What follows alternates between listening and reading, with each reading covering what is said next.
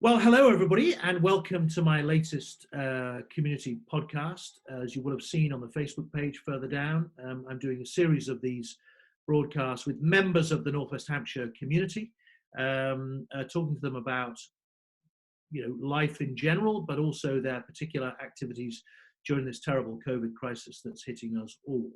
We're doing a variety of groups, from isolation help groups to community services to council leaders to police officers. But I'm very pleased today, particularly as we approach the Easter weekend, to welcome the Reverend Chris Bradish, who is the relatively new vicar in charge at St Mary's in Andover, and has had I hope, a good and constructive first year, just over his first year in charge, positioning the church at the heart of the Andover community. Chris, welcome. Thank you so much. Great to be with you. Now, thanks very much. Good. I'm glad you're COVID-free by the look of you thus far. Hopefully everybody else in your family is as well. We are, thanks. Good. So, Chris, as you say, you're just over your first year mark now in charge at St Mary's. How's the first year gone, and what's been the sort of mission for the first 12 months? Well, Kit, we've had a busy year, as you've said, and it's been great fun. And we've arrived as a family from London to join the community at St Mary's in Andover. And we had the privilege of joining a thriving church in many ways. The community as it stood on arrival was in good heart. And we have just loved getting alongside them. And at the same time, we've begun asking ourselves some questions about, what kind of church does Andover need St Mary's to be? And so really reevaluating our kind of life from the needs of Andover backwards, and just thinking to ourselves, what kind of a community should we be for the life of Andover, and how can we add value in this season, in this time?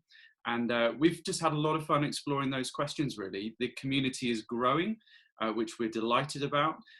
We have gone from a children's church of about 3 or 4 on a Sunday to something around 30. We've begun an evening service, and we've had so much fun. I mean, making new friends and connecting with different parts of the wider community. It's been a real privilege to take this post, and I'm enjoying it hugely.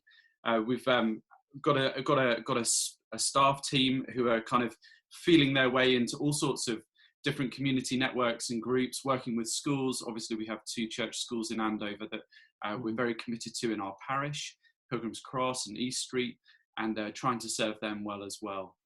We've been thinking a bit about Andover's identity as a place which is very much kind of led by a forces community, and obviously that includes the civil service. So thinking about how can we play a part there, working with some of the emerging social prescribing teams, all sorts. I mean, that's the great beauty of this role. There is not a lot you can't touch. And hopefully, as we go, we'll be able to sort of feel a way in to play our part and to serve this place as best we can. Yeah, that's fantastic. I suppose you've got a bit like me, one boss who's kind of quite light touch, and lets you get on with it the way you are. And what about your impressions of Andover? I mean, I'm obviously like you, relatively new to the area. I mean, we've been living here now for 6 years, elected in 2015. And obviously got some early impressions from Andover, but the people in particular, I think, are a big strength. Would you agree? Oh, massively. I mean, I just love living in Andover. Absolutely. It's a great town full of good people. And it's just a dream job for me to be here. We've made lots of friends. My wife's joined a local netball club, and she loves playing and training with them. And they've just been so kind, and making all sorts of friends on the school gates as well.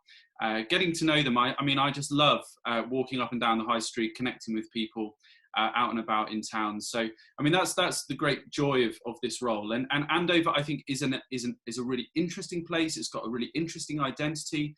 I think it's kind of working that out afresh for the coming decades as the town continues to grow. I think it's a really exciting time to live in Andover. And kind of we've not long published a piece of research in partnership with Winchester University, looking at some of the opportunities that Andover has over the coming years to try and really help us understand the identity and the character of the town. Mm-hmm. I'm really keenly aware that I wasn't born in Andover, and that counts for a lot around here.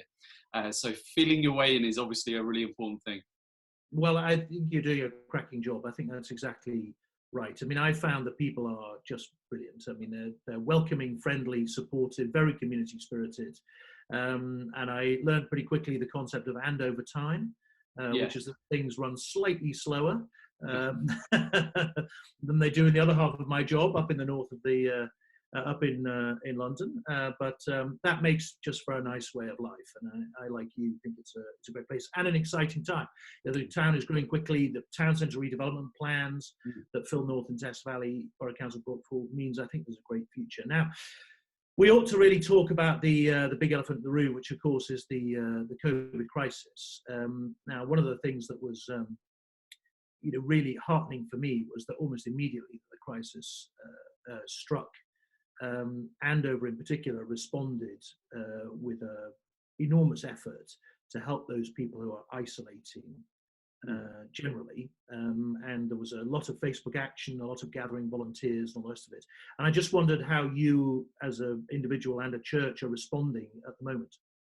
Yeah, I mean, obviously, I think like the vast majority of people on a personal level, it's just about following the advice. And that's what we've done as a family, and that's what we've encouraged our church community to do. Of course, we've had to take advice from the archbishops, and so at the moment our church building is closed, but the church is still very much open, and we've really, within a matter of a couple of weeks, we've pivoted our entire church community into an online space. So everything that people need to access the care of the church and the welcome of the church is found online. So we host our services online on a Sunday morning. We have a huge amount going on through the week that people can join in with. But really, I've been hugely impressed as well also by just the strength of the response among the local community. I mean, incredible work being done. I mean, kind of by others really leading the way. We've tried to put our people first, to just kind of, put people first in this. And where there are practical needs to meet them, we've tried to meet them, taking prescriptions round, doing some shopping, some errands.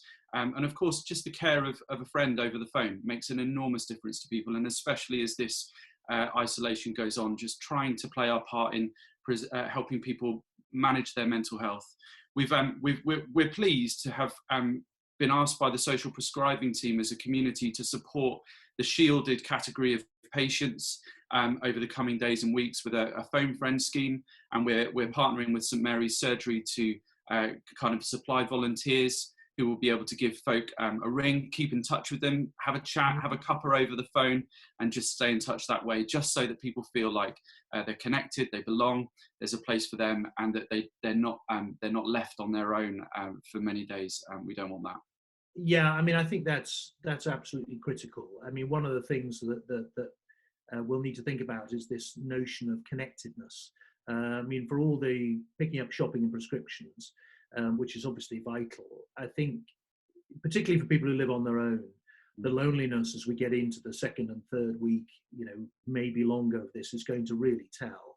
And if you're an older person living on your own, frightened, frankly, about the prospects of what might happen, not able to leave your home, the ability to just have somebody on the end of the phone is fantastic. Certainly where we live in the north of the constituency, I know there's a lot of that kind of phoning going on with our self-help group, and I think it's going to be key.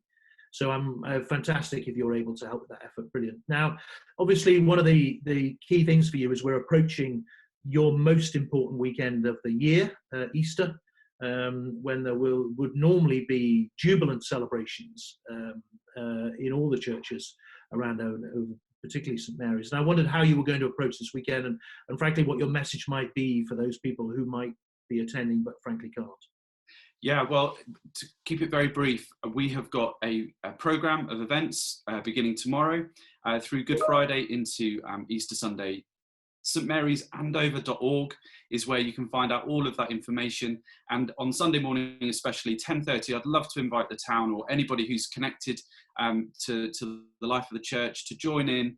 10:30 we'll have our main Easter service. I suppose if I was to offer anything, kind of we're all, I suppose, feeling a sense of dislocation, a sense of struggling and worry and even fear at times. And I think that if there is one single message that the Christian faith offers at Easter, is that we're not alone and that we are loved. And that when Jesus speaks Mary's name at that empty tomb as he is resurrected from death, it tells us that there is another chapter to write and that we can write it together. in his love. So I'd love to say that it's a message of hope. We're excited to celebrate. It will look different for us this year. We're aware of that, but I don't think the story loses. I'm sure that the story loses none of its power. So that's my encouragement. But we're excited for what it will be, even if it will be different. Well, Chris, those are profound words, and I think they'll mean a lot to many people in Andover and beyond. And I hope that everything works out over the weekend, and that you have as I say, as jubilant a celebration online as you otherwise would, as you celebrate exactly those key tenets of the Christian faith. My children are now intruding upon me, so I think we'll have to leave it there. But listen, thanks very much. They're now sending me paper aeroplanes saying that they want my attention. So thanks very much for coming on. Good luck this weekend. We'll advertise your connection details and what have you on the Facebook page as well, kit.malthouse. And obviously the podcast available on iTunes and Spotify, and we'll stick it out on Twitter and all the rest of it. But good luck with everything, and hopefully we can stay in touch throughout the crisis and see you in happier times once we're through it. Thank you so much. Thanks very much. Appreciate it.